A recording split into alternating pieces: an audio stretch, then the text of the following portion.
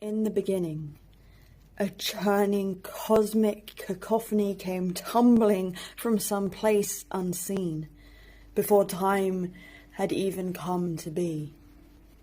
But time begins to seep by. Sometimes there is a darkness where pinprick stars shine, and sometimes there comes a light. I had been dispersed, but now I begin to stir and to weave, emerging as land while the water settles into seas. And life begins to be born on my shores. Small creatures come blinking into the sun. They step soft feet into soil, and when they breathe their last, they return themselves to me. Time bounds by. I watch women mark bones with lines, mark voyages and harvests, mark the passing of bloods and of moons, whilst I bask in sunlight and sacrifice my coastline to Serranos, who kisses my shores. I sacrifice to keep the sea at bay for them, to keep the rains falling for them, to keep cattle in happy pasture for them, to keep me bearing forth bountiful fruits. But this was not to last. One night a new god arrives, says we have begun all wrong, says that the inhabitants of my shores, of my sister's shores, are fearful, not God-loving, that they are sinners, and that too few are saints. Say that it's time to begin again. He curses me with knowledge that I cannot share, but I try. I try to tell the trees to sing it. I try to write it in the murmurations of birds.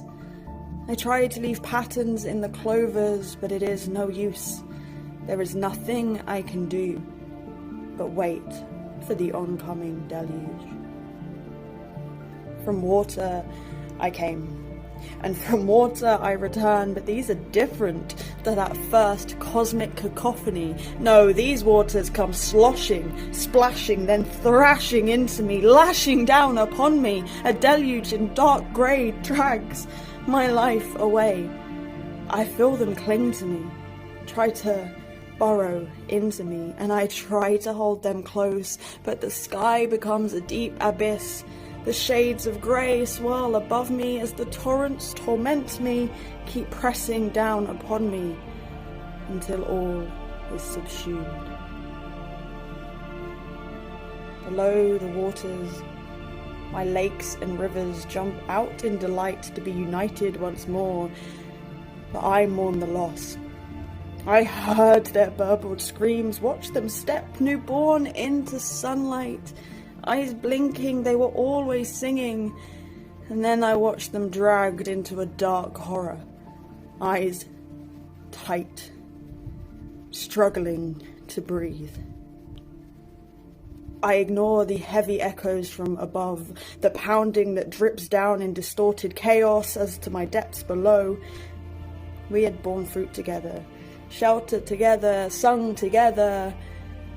Now I try to sing to Serranos, but she seems to be gone, so I sing songs to myself, laments to the fish who pass me by, bellied up and bloated, and to my children who pass me by, bellies up and bloated.